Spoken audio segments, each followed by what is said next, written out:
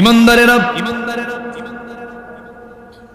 আমাকে যারা বিশ্বাস করো, আল্লাহকে যারা বিশ্বাস করে নিয়েছে, ঈমানদারেরা, হে ঈমানদারগণ, ও বিলিভার্স, আমি তোমাদেরকে জানিয়ে দিচ্ছি, আমার জিকির করার ক্ষেত্রে যে অন্তরায়, আমার জিকিরের ক্ষেত্রে, উদাসীনতার সৃষ্টির ক্ষেত্রে তোমরা সতর্ক থাকবে।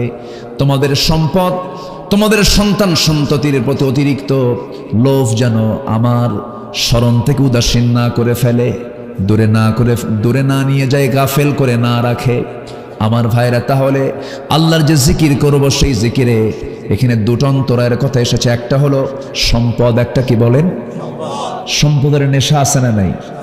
সম্পদের লোভ আছে না নাই? এই লোভ কে দিয়েছেন? বলেন, কে দিয়েছেন? লোভ থাকবে। সন্তানের প্রতি টান আছে না নাই? এই টান কে দিয়েছেন? এই টান না থাকলে কেউ সন্তানের প্রতি দরদ থাকবে? দরদও থাকা দরকার আছে, কিন্তু সেই সন্তানের দরদ থাকতে হবে আল্লাহর চাইতে বেশি, রাসূলের চাইতে বেশি, অন্যান্য যেরকম আল্লাহ তাআলা যে দিন দিয়েছেন, ইসলাম দিয়েছেন, এই ইসলামের চাইতে বেশি না। আমার ভাইয়েরা, সন্তানকে তো মহব্বত করবি আমি, সম্পদের প্রতিও তো আমার টান থাকবে, কারণ আল্লাহ তাআলা আরেক জায়গায় বলছেন, যুইনা লিন্নাসি হুব্বুশ শাহাওয়াতি মিনান নিসা والبنين والقناطير المقنطرة من الذهب والفضة والخيل المسومة والأنعام والحرث ذلك متاع الحياة الدنيا والله عنده حسن المآب। جربون الله أكبر। মানুষের জন্য 6টা জিনিসকে আকর্ষণীয় করা হয়েছে, আল্লাহ আকর্ষণীয় করে দিয়েছেন। নাম্বার 1 হলো নারী। নারীর প্রতি টান আছে না নাই? আবার জান্নাতের মধ্যেও নারী আছে না নাই? ওই জান্নাতের নারীর প্রতি লোভও আছে না নাই? বলেন, আস্তে আস্তে বলেন। কেন? জান্নাতের হুরকি নিতে চান না আপনারা? হুরকি নেওয়ার টান আছে আপনাদের? যদি টান না থাকে তাহলে ভাবতে হবে দুনিয়াতেও কোনো নারীর প্রতি তার টান নাই। দুনিয়াতে যদি কোনো নারীর প্রতি অ্যাট্রাক্ট না হতো, আকর্ষণ না হতো, সে জান্নাতের হুরের প্রতি সে আকর্ষিত হতো না। তাহলে দুনিয়ার নারীর প্রতি টান আল্লাহ দিয়েছেন। কেন দিয়েছেন? যেন জান্নাতের হুরটা সে যেন নেওয়ার জন্য সে উদ্গ্রীব হয়ে যায়। আল্লাহু আকবার বলে। আমার কথা কি বুঝে আসতেছে ভাই? আমার কথার মধ্যে একটু আজে বাজে কথাগুলো কম। আমি ওই যে তারানারের বান্দরে কলা খেয়েছি ইন্দুরে, এগুলো আমি পারি না। আশেপাশে মনে হয় কি যেন হচ্ছে, মনে হয় না? ও কীর্তন হচ্ছে। আচ্ছা, হোক, সবার ধর্ম সবাই পালন করবে, কোনো আপত্তি নেই, কোনো সমস্যা নেই। আমার দেশ তো সেই দেশ, 1000 বছরের ঐতিহ্য, এটা মন্দির মসজিদ, কোনো গন্ডগোল নাই। আলহামদুলিল্লাহ বলবেন না? জোরে বলি আলহামদুলিল্লাহ। গোটা পৃথিবীতে সম্প্রীতির এক অনন্য মডেল হচ্ছে বাংলাদেশ, যে দেশে আমার দেশের সংখ্যালঘু যারা হিন্দু, বৌদ্ধ, খ্রিস্টান, তারা জামাই আদরে থাকে। আলহামদুলিল্লাহ, আলহামদুলিল্লাহ বলেন। এটা শিক্ষা দিয়েছে ইসলাম। শিক্ষা দিয়েছে কি? ইন্ডিয়ায় যান, আছে? আছে? ওইদিকে না যাই, থাক। সম্মানিত ভাইরা, আমার দিকে কান লাগান।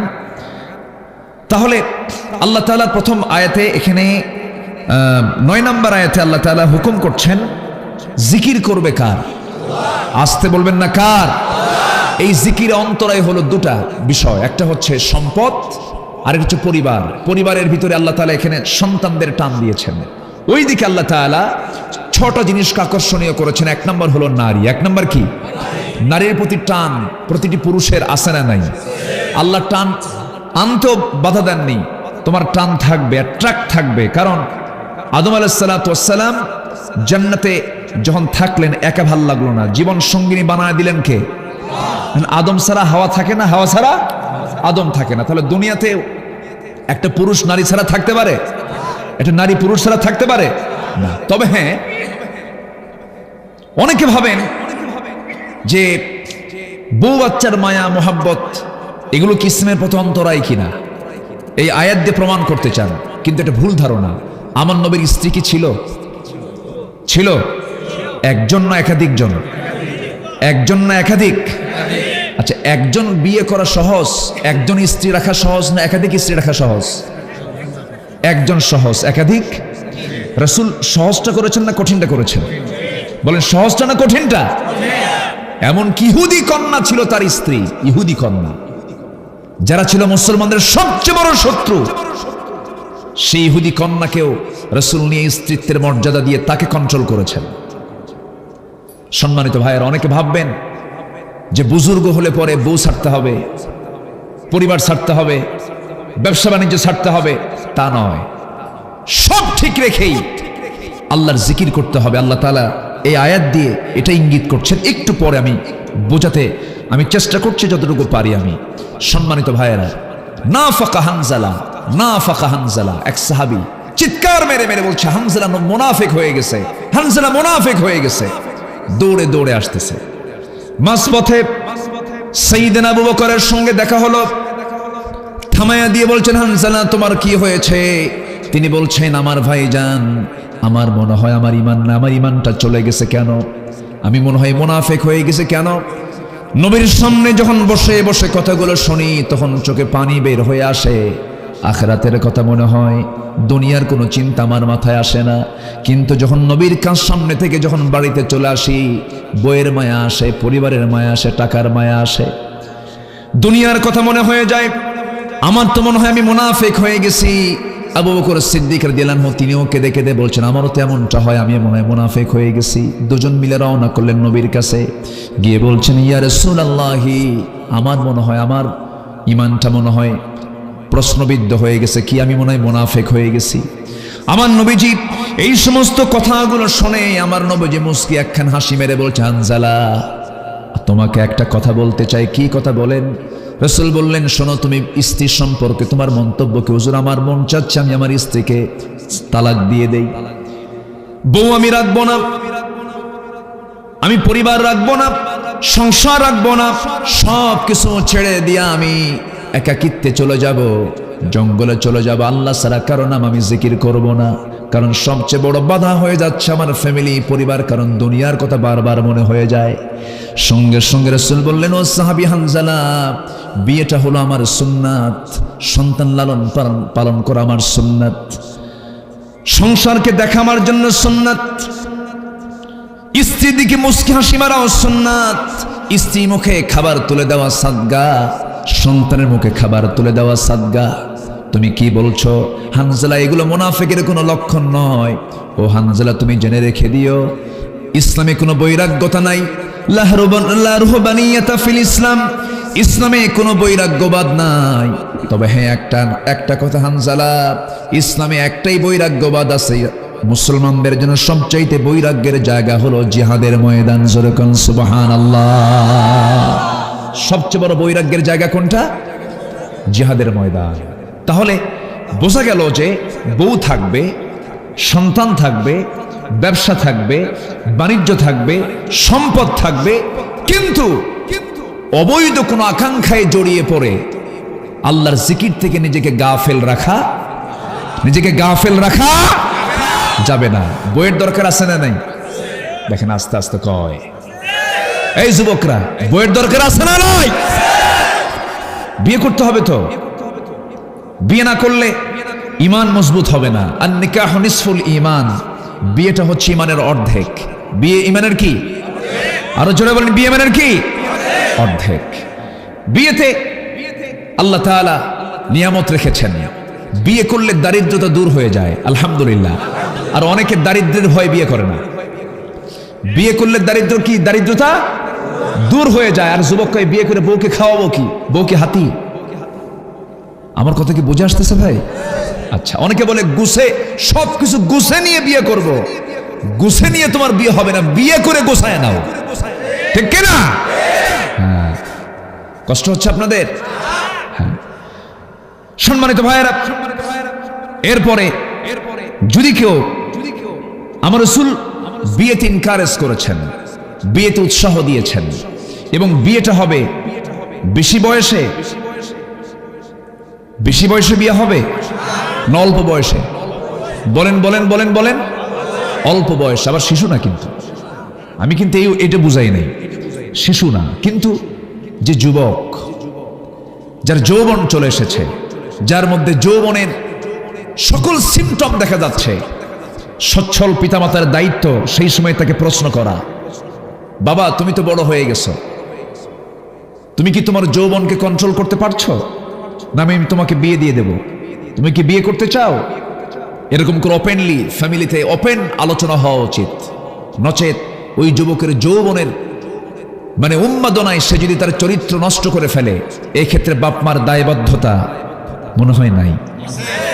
আস্তে কনকান আছে না নাই? অনেক বাপ মা এমনও আছে, কিসের বিয়ে রে, বান্ধবী নাই, এরকম বদমাইশ বাপ আছে না নাই? আসতে বলবেন না, আছে না নাই? এরকমও বলে তুই কি করিস, তুই কি যুবক, একটা বান্ধবী খুঁজে পাস না, তোর একটা বান্ধবী নাই। নিজেও দুষ্ট, সন্তানকে দুষ্ট বানাতে চায়, এমন দুষ্ট বাপ আছে না নাই? মেয়েকে মঞ্চ উঠায় দিয়া বাপ নাচে এবং সবার কাছে বলে, ভাইয়েরা আমার মেয়েটা নৃত্য কম্পিটিশনে জাতীয়ভাবে ফার্স্ট হয়েছে, মাশাআল্লাহ দোয়া করবেন। মাশাআল্লাহ বুঝেন নাই? যেরকম নাউজুবিল্লাহ। আমার দেশে এরকম ডাবল স্ট্যান্ডার্ডধারী লোক আছে না নাই? আছে। চলচ্চিত্র জগতে অভিনয় করে আবার গর্ব প্রকাশ করে, আমি চলচ্চিত্র শিল্পে কাজ করছি আল্লাহর অশেষ রহমতে। কথা বোঝেন নাই? কার নাম নেয়? আল্লাহর নাম।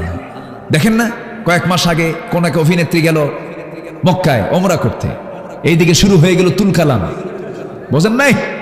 তুলকালাম শুরু হলো, এমন তুলকালাম মানে ও তুলকালাম ঘটাতে যায়া ওর কাম অকাম, ও শেষ। ইসলামকে যারা নির্মূল করতে চায় ওরাই নির্মূল হয়ে যায়। এটাই ইতিহাস। এটা কি ইতিহাস? ক্ষমতা দিয়ে সবকিছু হয় না, ক্ষমতা দিয়ে সবকিছু হয় না। ক্ষমতা দিয়ে সবকিছু যদি হতো, ফেরাউন ক্ষমতা দিয়ে অনেক কিছু করতে পারত।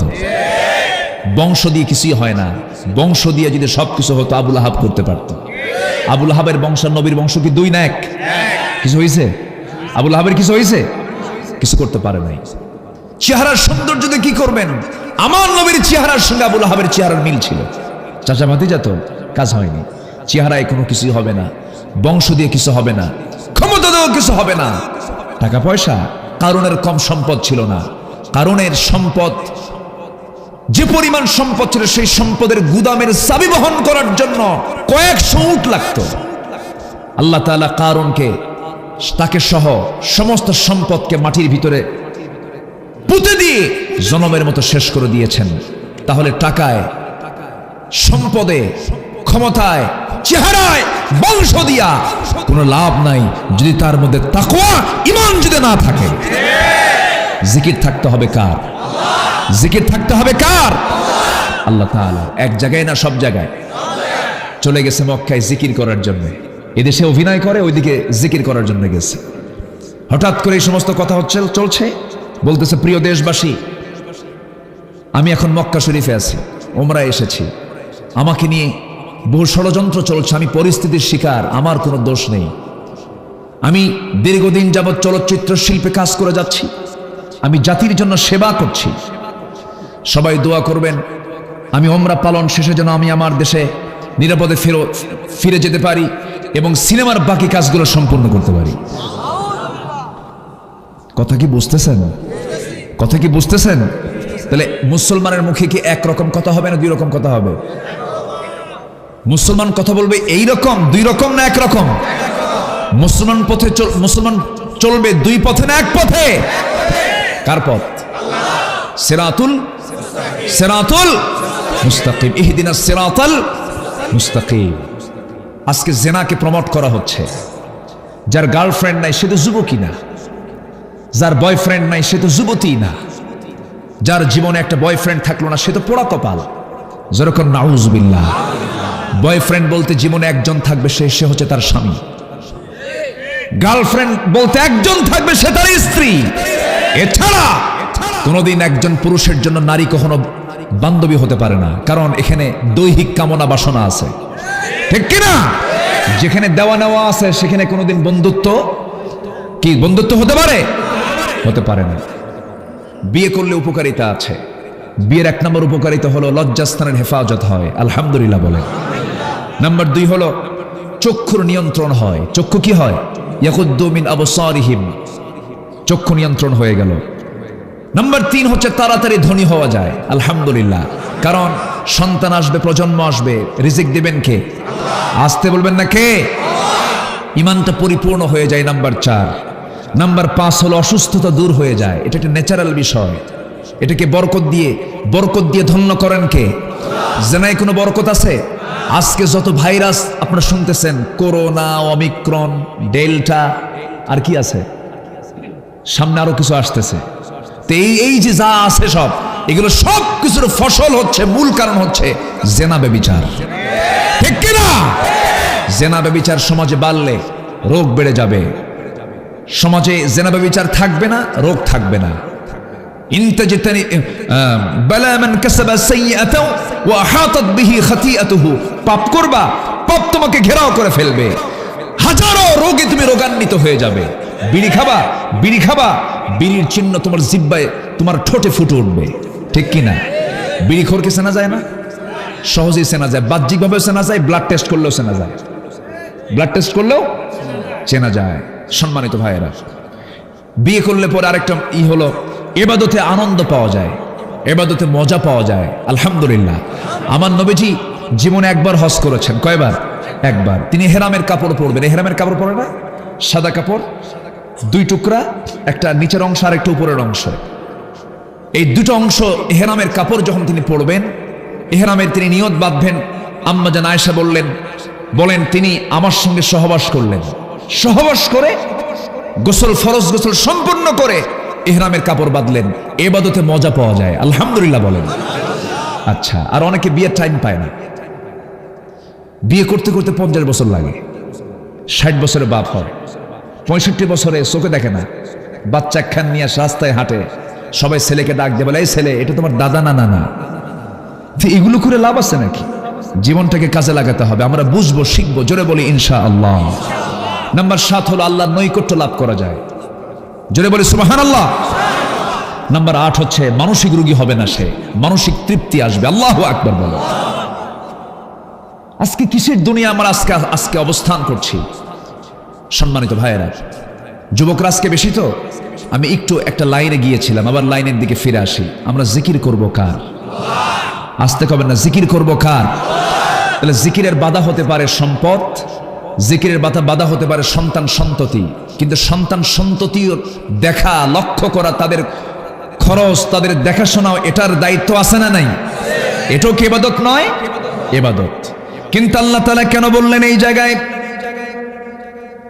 আবার এই আয়াতের অনুকূলে আরো কিছু আয়াত আছে, যেমন আল্লাহ তাআলা বলছেন, ওয়াইলুল লিকুল্লি হুমাযাতিল লুমাযাহ আল্লাযী জামা'a মালান ওয়া আদ্দাদাহ ইয়াহসাবু আন্না মালাহু আখলাদাহ কাল্লা লায়ুনবাযান্না ফিল হুতামাহ ওয়া মা আদরাকা মাল হুতামাহ। ওই সমস্ত বান্দার জন্য ওয়াইল, ওই সমস্ত বান্দার জন্য ধ্বংস। আল্লাহ তাআলা 14 জায়গায় ধ্বংস কামনা করেছেন। এর মধ্যে একটা ধ্বংস কামনা করেছেন কার জন্য? সামনে পিছনে যারা দুর্নাম করে বেড়ায়।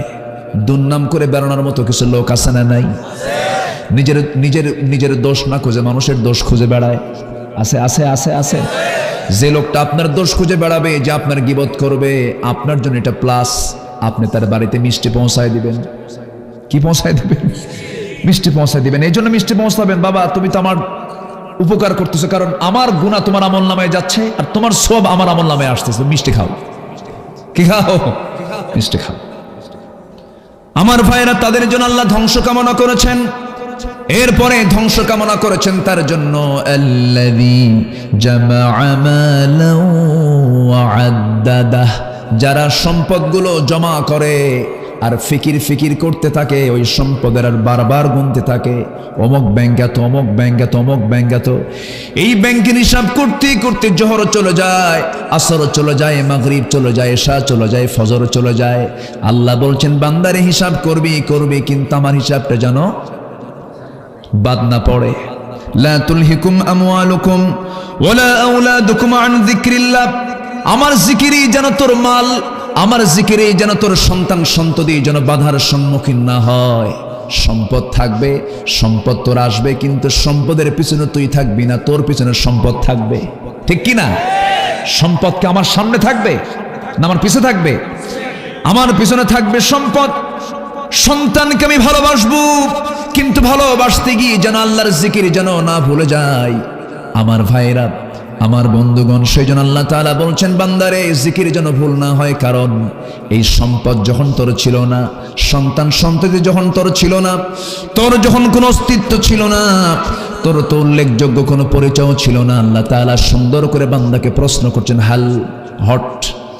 আল্লাহ তাআলা বলতেছেন কি সুন্দর করে বান্দাকে প্রেজেন্টেশন করছেন। বান্দা বোঝার চেষ্টা কর, তোর কি অস্তিত্ব ছিল নাকি, তোকে প্রশ্ন করছি আমি। আল্লাহ বলছেন হাল আতা আলাল ইনসানি হিনুম মিনাদ দাহরি লাম ইয়াকুন শাইআম মাযকুরা। বান্দারে, তোমার জীবনে কেমন একটা সময় আসে নাই যে সময় তোমার উল্লেখযোগ্য কোনো পরিচয় ছিল না? সবাইকে নির্গত এক ফোঁটা পানি থেকে আমি তোমাকে বানাইয়াছি, তোমাকে অস্তিত্ব দিয়েছি, জমাট রক্ত করেছি, গোশতের টুকরা করেছি, ঝুলন্ত করেছি, আজমা করেছি, চামড়া দিয়ে প্যাকেট করে দিয়েছি। 3 মাসের মাথায় বিকাতিবি রিজলিহি বিকাতিবি আজলিহি, আমি তোমার সময়কাল, তোমার টাইম, তোমার সমস্ত রিজিকের বন্টনগুলো সব কিছু আমি বন্টন করে দিয়েছি সেই মার পেটের ভিতরে। আমি আল্লাহ তোমাকে তিলে তিলে বড় করে 6টি মাসে তোমার বডি প্রস্তুত করে ফেলে দিয়েছি। সেই মার পেটের মধ্যে আমরা যখন ছিলাম আলোর মধ্যে না অন্ধকারের মধ্যে? আসতে কোন কেন? আলোতে না অন্ধকার? শুধু অন্ধকার না, ঘন অন্ধকার, নিকশকাল অন্ধকার। সেই নিকশকাল অন্ধকারের ভিতরে আমি যখন ছিলাম, আমার আল্লাহ আমাকে বানিয়েছেন অন্ধকারের মধ্যে। কোথাও কোনো ভুল হয়েছে নাকি? হাত বানাতে ভুল হয়েছে নাকি? পা বানাতে ভুল হয়েছে নাকি? এমন সুন্দর করে বানিয়েছেন। আবুল কাশেম ভাই, উনি যে এলাকার বাসিন্দা, সে এলাকায় শুধু গার্মেন্টস আর গার্মেন্টস। শাশুলিয়ার জামগড় আশেপাশে কত শত শত গার্মেন্টস। এই সমস্ত গার্মেন্টসের সামান্য কাপড় সেলাই করতে আলো কম লাগে না বেশি লাগে? পর্যাপ্ত আলো কম হলে কোনো প্রোডাকশন হবে না। ইলেকট্রিসিটি ছাড়া কোনো গার্মেন্টস চলবে না, কোনো শিল্প কারখানা চলবে না। কিন্তু আল্লাহ তাআলা আমাকে আপনাকে যে ফ্যাক্টরিতে বানালেন, সেই ফ্যাক্টরি বরাদ্দ করেন এমন একটা জায়গা, অন্ধকার নিকশকাল অন্ধকার জায়গা। সে অন্ধকার নিকশকাল অন্ধকারের ভিতর আল্লাহ তাআলা আমাকে আপনাকে এত সুন্দর করে বানালেন, এত সূক্ষ্ম করে বানালেন। আল্লাহ বলছেন বান্দারে, তুই তোর সম্পদের মোহে আমাকে ভুলে যাস, সন্তানের মহব্বত আমাকে ভুলে যাস, কিন্তু আমি তোকে একটা সেকেন্ডের জন্য ভুলি না বান্দা। যেদিন থেকে তোকে সৃষ্টির পরিকল্পনা নিয়েছি, সেদিন থেকে আমি তোকে সবচাইতে বেশি স্মরণ করি। জোরে বলেন সুবহানাল্লাহ। আমি তোকে ভুলি না। একটা সেকেন্ডের জন্য যদি ভুলে যাই, তুই শেষ হয়ে যাবি। আমি তোকে সব সময়ের জন্য রহমতের চাদর আবৃত করে রাখি। দেখার জন্য 2টা চোখ দিলাম, শোনার জন্য 2টা কান দিলাম, ঘ্রাণ নেবার জন্য সুন্দর নাক দিলাম, স্বাদ নেবার জন্য সুন্দর একটা গোশতের টুকরা জিহ্বা দিয়ে দিলাম। এত সুন্দর করে বানালাম, তুই নিজের দিকে তাকায় দেখ। আল্লাহকে চেনার জন্য গাছের ডালে আল্লাহ লেখা খোঁজার দরকার নাই, গোশতের টুকরায় বিসমিল্লাহ খোঁজার দরকার নাই। তুই তোর নিজের দিকে তাকা। আল্লাহ সুন্দর করে বান্দাকে প্রশ্ন করে বলছেন সূরা জারিয়াতের ভিতরে, ওয়াফি আনফুসিকুম আফালা তুবসিরুন। বান্দা তুই নিজের দিকে তাকায় দেখ, কত সুন্দর করে আমি তোকে বানিয়েছি। মাথা থেকে পা পর্যন্ত আমরা যদি একটু লক্ষ্য করে দেখি, কোথাও কোনো খুঁত আছে নাকি? আসতে বলবেন না, কোথাও কোনো খুঁত আছে নাকি? নিখুঁত করে বানিয়েছেন। একটা নারীর মাথা থেকে পা পর্যন্ত আল্লাহ তাআলা কত সুন্দর করে বানিয়েছেন। আপনার সুন্দরী স্ত্রীর জন্য পাগল হব না, আল্লাহর জন্য পাগল হব? আসতে বলবেন না, কার জন্য পাগল হব? আমি সুন্দরী স্ত্রী পাইছি কার জন্য? আসতে বলবেন না, কার জন্য? আমার নেক সন্তান পেয়েছি আমি কার জন্য? আল্লাহর জন্য আমি পাইছি। এই জন্য আল্লাহকে ভোলা যাবে না, আল্লাহর জিকির থেকে নিজেকে গাফেল রাখা যাবে না। আল্লাহ তাআলা বান্দাকে বলছেন, বান্দা তুমি কি একটু লক্ষ্য করে দেখো না, আল্লাহ সুন্দর করে বলছেন আলাম নাজআল লাহু আইনাইনি ওয়া লিসানান ওয়া শাফাতাইনি ওয়া হাদাইনাহুন নাজদাইন ফালাকতাহামাল আকাবাতা ওয়া মা আদরাকা মাল আকাবাহ। জোরে বলুন আল্লাহু আকবার। আমি কি তোমাকে টানা টানা চক্ষু দেই নাই? চোখের ভিতরে আবার ঔষধও দিয়ে দিয়েছি। সবার চোখের মধ্যে পানি আসে না নাই বলেন? দুটা চোখ কিন্তু পানির মধ্যে ভাসে। কিসের মধ্যে ভাসে বলেন? পানির মধ্যে ভাসে। আমি তো আমার ভাষায় বলি, এই চোখ, এই কান, এই নাক হলো পদ্মা, মেঘনা, যমুনা যত বড় তার চাইতে বড়। জোরে বলি সুবহানাল্লাহ। আল্লাহ কি দিলেন না? সবকিছু দিয়ে দিলেন, কিন্তু সেই নারীর জন্য যুবক পাগল হয়ে যায়। আমরা পাগল হব কার জন্য? কিন্তু যুবক ছেলেপেলেরা সব গার্লস স্কুলের সামনে ইতিমের মতো বসে থাকে। ঠিক, এটাও ঠিক, এটা ঠিক না, এটা ব্যাঠিক, যাওয়া যাবে না তো। গার্লস স্কুলের সামনে যে ইতিমের মতো বসে থাকে। যখন মেয়েটা স্কুল থেকে বের হয়, পিছে পিছে যায়, যে পিছে পিছে যায় ওকে বলে, শোনো আমার কিন্তু 3 দিন হলো ঘুম নাই। দেখছেন কি জিকির শুরু করছে? জিকির করবো কি মহিলার না আল্লাহ? আর ও জিকির ধরছে কার? মহিলা। আমার ভাইয়েরা, ওই নারী তো হারিয়ে যাবে একদিন। আলিয়া থাকবে না, মর্জিনা থাকবে না, জুলাইখা থাকবে না, সব একদিন হেরে যাবে। কিন্তু আমাকে একটা বারের জন্য যিনি ভুলবেন না তিনি কে? আসতে বলবেন না তিনি কে? তবে আল্লাহ তাআলা আরেক জায়গায় বলছেন, বান্দা তবে হ্যাঁ আমি সেদিন ভুলে যাব। দেখেন কেন ভুলবো আমি? ওটাও জিকিরের কারণে। আল্লাহ তাআলা সূরা তাহার মধ্যে বলছেন, وَمَنْ أَعْرَضَ عَنْ ذِكْرِي فَإِنَّ لَهُ مَعِيشَةً ضَنكًا وَنَحْشُرُهُ يَوْمَ الْقِيَامَةِ أَعْمَى قال رب لم حشرتني أعمى وقد كنت بصيرا جرب لي الله أكبر قال كذلك أتتك آياتنا فنسيتها وكذلك اليوم تنسى جرب لنا الله أكبر তুমি আমাকে ভুলে গিয়েছিলা হাসরের ময়দানে আমি তোমাকে আজকে ভুলে গেলাম তোমার কাছে আমার আয়াত গিয়েছিল তুমি তা থেকে নিজেকে গুটিয়ে রেখেছো তা তুমি ভুলে গেছো এজন্য আজকে আমি তোমাকে ভুলে গেলাম এইজন্য জিকির করব কার আসতে বলবেন না জিকির করব কার এখন কথা হলো জিকির কাকে বলে জিকিরের সংজ্ঞায় যদি লম্বা আলোচনা করতে যাই লম্বা সময় লেগে যাবে এক কথায় জিকির মানে হলো এই পৃথিবীতে চলতে ফিরতে সবকিছু করতে কার নাম নেওয়া আসতে বলবেন না কার নাম নেওয়া কার আইন মেনে চলা কার বিধান মেনে চলা খাইতে কার নাম লেনদেনে কার নাম ব্যবসায় কার নাম বাণিজ্যে কার নাম ভোট দিতে কার নাম আল্লাহর নাম মনে থাকে 5 টাকার সিগারেটে ঈমান বিক্রি হয় আছে না নাই আচ্ছা কাশেম ভাই ভালো জানে সম্মানিত ভাইয়েরা সামান্য টাকার কাছে আমানত বিক্রি করে ফেলে আছে না নাই চোর এসে বলল ভাই আমি তোমার কাছে একটা রায় চাই একটা রায় আমারে দিবা কত টাকা নিবা কে দাও টাকা নিল রায় দিয়ে দিল চোর বাটপারকে দিয়ে দিল ঈমান আছে ঈমান কেমনে থাকে ঈমান তো শুধু নামাজ নয়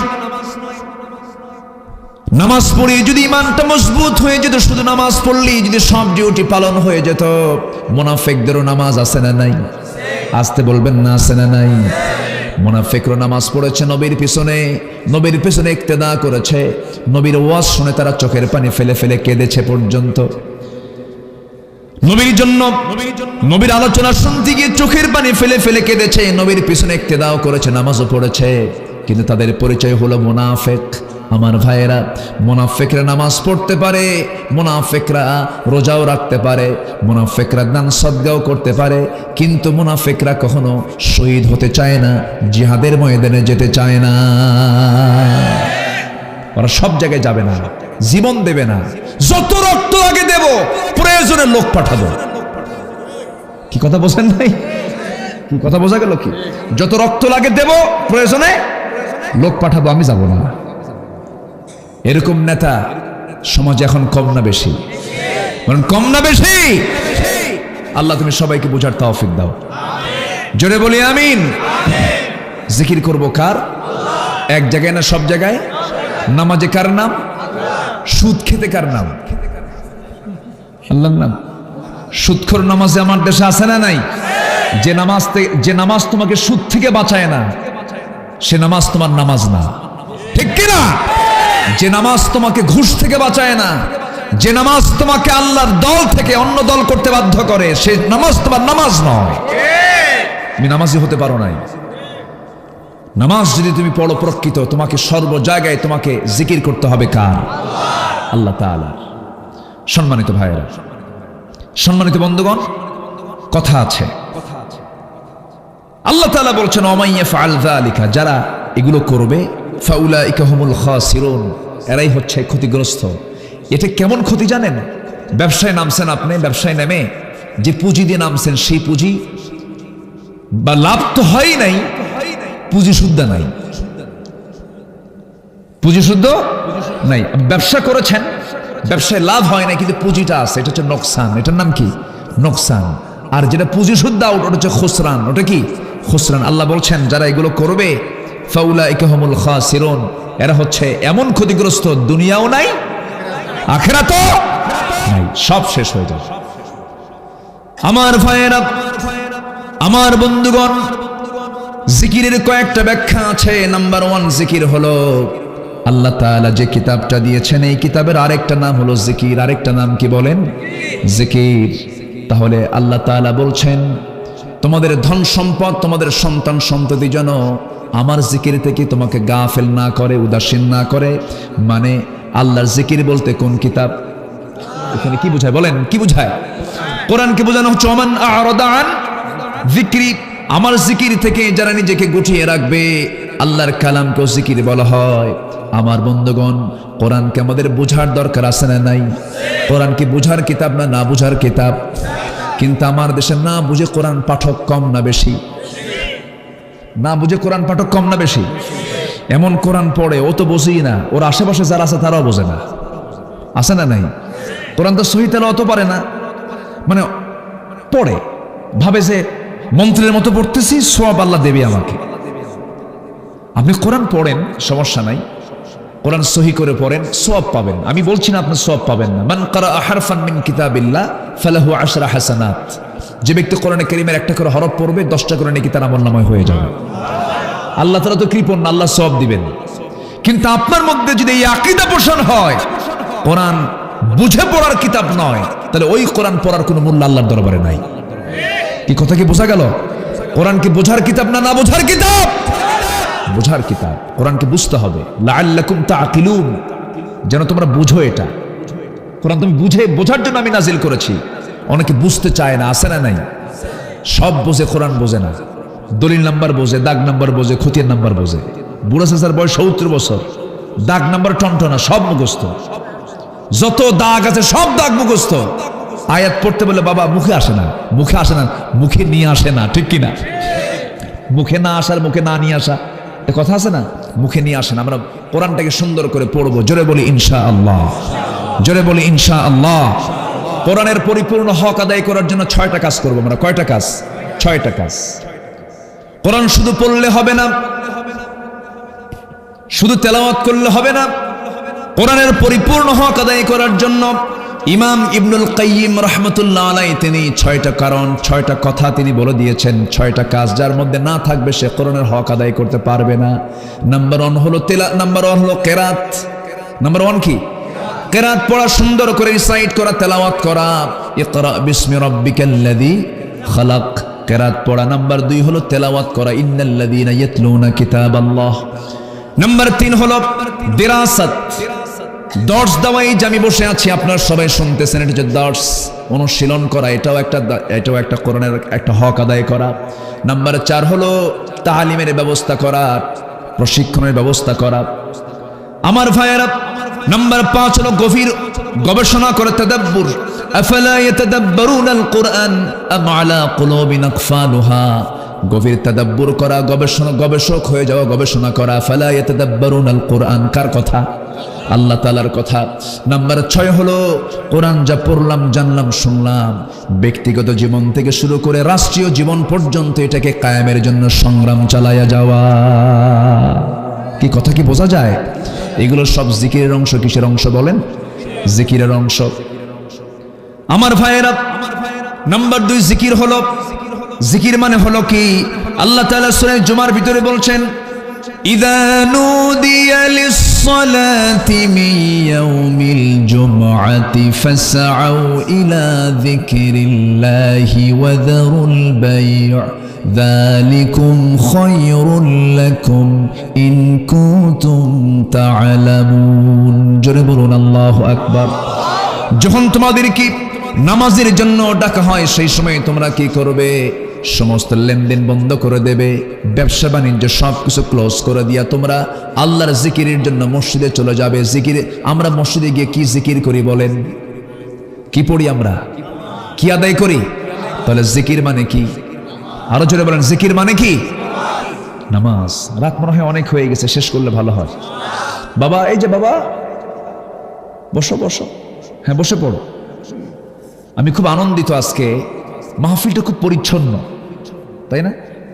মাহফিলটা অনেক পরিচ্ছন্ন, একদম মানে মাহফিলের যে স্ট্যান্ডার্ড দিকগুলো সব দিক থেকে মানে সুন্দর। বলি আলহামদুলিল্লাহ। লোকজন যা হয়েছে আলহামদুলিল্লাহ। লোকজন যা হয়েছে, নূহ আলাইহিস সালামের দাওয়াত ছিল 900 বছর। ইন্নী দাউতু কওমি লাইলান ওয়া নাহারা। আমি নূহ আলাইহিস সালাম দাওয়াত দিয়েছি দিনে রাতে 900 বছর। কালিমা গ্রহণ করেছে মাত্র 80 থেকে 80+। 80 জন, তার কিছু কম বেশি, মাত্র 80 জন যদি 900 বছরের দাওয়াতে ইসলাম কবুল করে, এখানে কি 80 জন আছে? হ্যাঁ, সমস্যা কোথায়? অনেক সুন্দর। এই কজন ভাই যদি এখানে যারা আছেন, যে ভাইয়েরা এবং যে মায়েরা যারা আসছেন, এই কজন যদি আমরা ওমরের মতো সাহসী হতে পারি, আবু বকরের মতো যদি অদম্য হতে পারি, ওসমানের মতো যদি ধৈর্যশীল হতে পারি, আলীর মতো যদি লড়াকু সৈনিক হতে পারি, গোটা ঢাকাকে বিপ্লব করা সম্ভব। ঠিক কিনা? সম্ভব কিনা? বদরের সাহাবী ছিলেন কয়জন? 313 জন। বেশি কিছু লাগে নাকি? বেশি কিছু লাগে না। ওমর একটা হলেই যথেষ্ট, আবু বকর একটা হলেই যথেষ্ট, ওসমান একটা হলেই যথেষ্ট, আলী একটা হলেই যথেষ্ট। আজকে আমরা আমরা প্রতিজ্ঞা এবং শিক্ষা নিয়ে যাব। জোরে বলি ইনশাআল্লাহ। জিকির মানে হচ্ছে কোরআন। জিকির মানে কি? জিকির মানে হলো নামাজ। জিকির মানে কি? নামাজ। নামাজ সবাই পড়ি তো নাকি? কয় ওয়াক্ত নামাজ? আসতে বলবেন না। কয় ওয়াক্ত নামাজ? নামাজ নষ্ট করার জন্য পিছনে লেগে আছে মানুষ এবং শয়তান, আছে না নাই? মিনাল জিন্নাতি ওয়ান নাস। মিনাল জিন্নাতি, শয়তান তো জিন। শয়তান জিন না? শয়তান তো জিন। আচ্ছা, মিনাল জিন্নাতি ওয়ান নাস আল্লাযী ইউওয়াসবিসু ফি সুদুরিন নাস। ওয়াসওয়াসা দেওয়ার জন্য আছে। মানুষও কিন্তু নামাজ নষ্ট করে দেয়, আছে না? হযরত আলীর নামাজ নষ্ট করার জন্য একদিন এক ইহুদি তার সামনে দাঁড়ায় গেছে। আলী নামাজে দাঁড়াবেন, এমন সময় বলতেছে, আলী একটা প্রশ্ন। তিনি বলেন, কি প্রশ্ন? প্রশ্ন হচ্ছে, এই মুহূর্তে তোমাকে বলতে হবে এই পৃথিবীতে কোন কোন প্রাণী ডিম থেকে বাচ্চা হয়ে পৃথিবীতে এসেছে এবং কোন কোন প্রাণী সরাসরি মার পেট থেকে বাচ্চা হয়ে জন্ম নেয়। কোন কোন প্রাণী বলেন তো? এটার জবাব কি এক কথায় হবে? এক কথায় হবে না। সাইয়েদনা আলী মুস্কি হাসি মেরে বলেন, ইহুদি, তোমার তো মান্না সালোয়া খাওয়া জাত, তুমি আমার নামাজ নষ্ট করবা। আমি নামাজে দাঁড়াচ্ছি, এই উত্তর দিতে গেলে আমার বহু সময় লেগে যাবে। কেন তোমাকে উত্তর দিতে হবে? আলী বললেন, ঠিক আছে, এক কথায় উত্তর দিয়ে দিই। হ্যাঁ, ঠিক আছে, এক কথায় উত্তর দাও। ইহুদি ভাবতেছে মনে হয় এক কথায় উত্তর আলী পারবে না, কিন্তু আলী তো শুধু জ্ঞানী না, জ্ঞানীদের একজন বিশেষ জ্ঞানী। আল্লাহু আকবার বলেন। এত জ্ঞানী ছিলেন আলী, তাকে কথায় কেউ কোনোদিন ঠকাতে পেরেছে এমন কোন মানুষ পৃথিবীতে ছিল না। এত মেধাবী ছিলেন, এত মেধাবী ছিলেন, তাকে কথায় কেউ ঠকাতে পারত না। সম্মানিত ভাইয়েরা, সাইয়েদনা আলী বললেন, তুমি যদি আমার থেকে এক কথা শুনতে চাও, জবাব হলো আমি নামাজে দাঁড়াবো, তো এই জন্য এক কথায় জবাব দিয়ে দিলাম, কোরআন থেকে আমি এটা পেয়েছি। উনি বলতেছেন, আমি কোরআন থেকে কিন্তু পেয়েছি। উত্তরটা হলো, যে প্রাণীর কান মাথার বাহিরে থাকে, ওটা হলো মার পেট থেকে বাচ্চা হয়ে আসা প্রাণী। আর যে প্রাণীর কান ইন্টারনাল মাথার মধ্যেই থাকে, দেখা যায় না, ওটা হলো ডিম থেকে আসা প্রাণী। ইহুদি উত্তর পাইছো? হ্যাঁ, যাও নামাজ পড়ি। সুবহানাল্লাহ বলবেন না?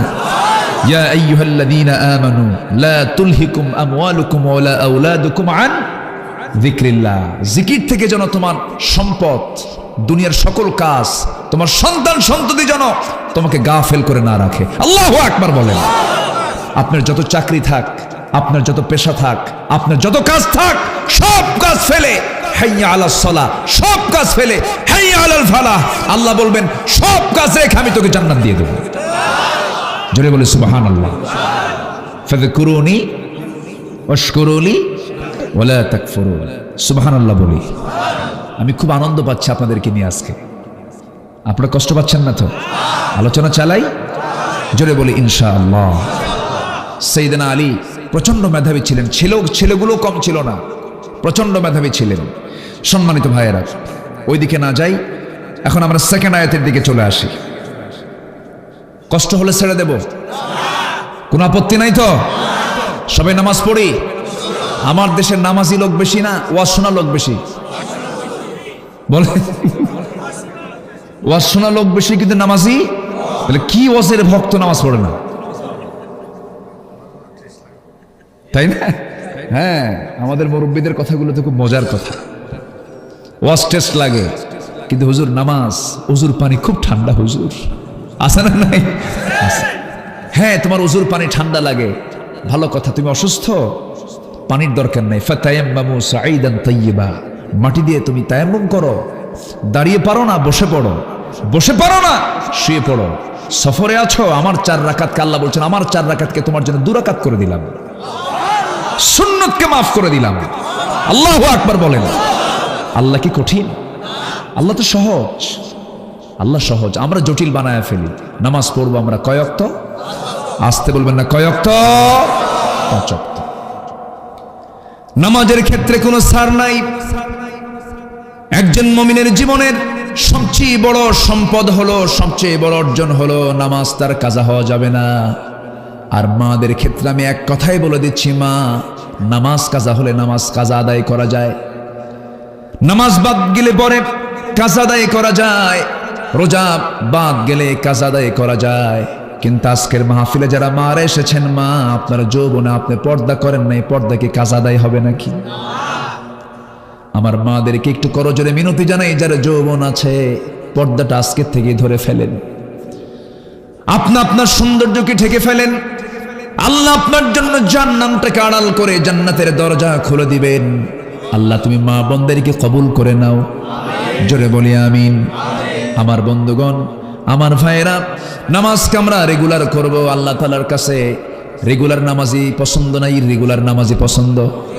রেগুলার 5 ওয়াক্ত নামাজ আমরা পড়বো, একা কিনা জামাতে, মনোযোগে না মনোযোগে, বুঝে না না বুঝে, জেনে না না জেনে, সময় না অসময়ে, সময় অসময়ে নামাজ পড়া যাবে না। অসময়ে নামাজ পড়াও কিন্তু মুনাফিকদের কাজ। মুনাফিকরা তো হেলে দুলে নামাজ পড়ে। আল্লাযীনা হুম আন সালাতিহিম সাহুন আল্লাযীনা হুম ইউরাউন। ওই সমস্ত মুসল্লি আমরা হব না। তবে ফজর নামাজ, বিশেষ করে ফজর নামাজটা যার রেগুলার হবে, তার নামাজ কখনো ছুটবে না। জোরে বলি আলহামদুলিল্লাহ। নামাজের মধ্যে শ্রেষ্ঠ নামাজ কোন ওয়াক্তের নামাজ? ফজরের নামাজটা শ্রেষ্ঠ। তবে কোন নামাজই কম নয়, কারণ সব নামাজই ফরজ। সব নামাজই কি বলেন? ফরজ। তবে হ্যাঁ, ফজর নামাজের মর্যাদা 10টা আছে। কয়টা মর্যাদা বলেন? 10টা মর্যাদা। যে ব্যক্তি ফজর নামাজ পড়বে, আল্লাহ তাকে এক্সট্রা করে 10টা মর্যাদা দিয়ে দিবেন। এর মধ্যে 1 নাম্বার মর্যাদা হলো, আল্লাহ অন্তত তাকে মুনাফিকের কাতারে তার নামটা রাখবেন না। আজকের সূরার নাম কি? সূরাতুল মুনাফিকুন। সূরাতুল মুনাফিকুনের ভিতরে আল্লাহ তাআলা মুনাফিকদের কথাগুলো তুলে ধরেছেন। অন্তত যার জীবনে 5 ওয়াক্ত নামাজের ভিতরে শ্রেষ্ঠ নামাজ যেটা ফজর নামাজটা যার জামাতে হবে, আল্লাহ তাআলা ওই বান্দার নামটা মুনাফিকের লিস্টে রাখবেন না। জোরে বলি সুবহানাল্লাহ। আজকে ফজর সবাই পড়বো তো? একটু হাত তুলে দেখেন তো কারা কারা। জোরে বলি ইয়া আল্লাহ, আরো জোরে ইয়া আল্লাহ। আমাদেরকে 5 ওয়াক্ত নামাজ আদায় করার তৌফিক তুমি আল্লাহ দিয়া দাও। জোরে বলি আমিন, আরো জোরে আমিন। এই দুনিয়াতে আমরা আল্লাহর ইচ্ছা পূরণ করব। কার ইচ্ছা? এই দুনিয়াতে আমরা আল্লাহর ইচ্ছা পূরণ করব, আর আল্লাহ বলছেন বান্দা তুই জান্নাত পেলে আমি তোর ইচ্ছা পূরণ করব। কন্ট্রাক্ট, এটা কি কন্ট্রাক্ট? আল্লাহ বলছেন বান্দা তুই দুনিয়াতে আমার ইচ্ছা পূরণ কর, আর জান্নাতে আমি তোর ইচ্ছা পূরণ করব। তোর মন যা চাবে, ওয়ালাকুম ফিহা মা তাশতাহি আনফুসুকুম, তোর মন যা চাবে আমি তাই দেব। জোরে বলি সুবহানাল্লাহ। হয়তো মনে মনে অনেকে চিন্তা করে, হুজুর ওই জায়গায় যদি গাঁজা চাই, ওরকম পচা জিনিস চাবেন না, ওখানে পচা জিনিস নাই, ওখানে ওই বিড়ি নাই, গাঁজা নাই, ওখানে থাকবে হচ্ছে 4টা নহর। কিসের? কয়টা নহর? 4টা নহর। শরাবের নহর, মধুর নহর, দুধের নহর, মধুর নহর। মধু এমন মধু যে মধু পান করলে তার যৌবন ডাবল ডাবল হয়ে যাবে। দুধের নহর থাকবে, শরাবের নহর থাকবে, যৌবন ডাবল ডাবল হবে। জান্নাতের মধ্যে ঘুরতেছেন, একটা পাখি উড়ে যাচ্ছে, হঠাৎ করে মন চাইলো যদি এই পাখিটা একটু খেতে পারতাম, সামনে ভুনা পাখি, ফ্রাই পাখি তার সামনে হাজির হয়ে যাবে। যেরকম সুবহানাল্লাহ। মন চাইতে দেরি, আসতে দেরি হবে না। আল্লাহু আকবার বলেন। এই পচা মদ আল্লাহ দেবে আপনারে, যা খাইয়া হুঁশ থাকে না, ওগুলো খাওয়া আপনি জান্নাতে খাবেন না। জান্নাতে কোনো ঘুম থাকবে না। সুবহানাল্লাহ বলেন। ঘুম তো লস। ঘুম লস না? 60 বছর বাঁচিতে আমাদের 20 বছরই ঘুম লস। আল্লাহুম্মা বিসমিকা আমুত, আল্লাহ তোমার নামে মরলাম, তুমি জায়গায় দিও আবার। তাই তো দোয়া। ঘুম তো লস। জান্নাতে কোনো লস হবে? জান্নাতে যা যদি ঘুমায় তাহলে তো লস হয়ে গেল। সে জায়গায় কোনো ঘুম, জাহান্নামে কিন্তু কোনো ঘুম নাই।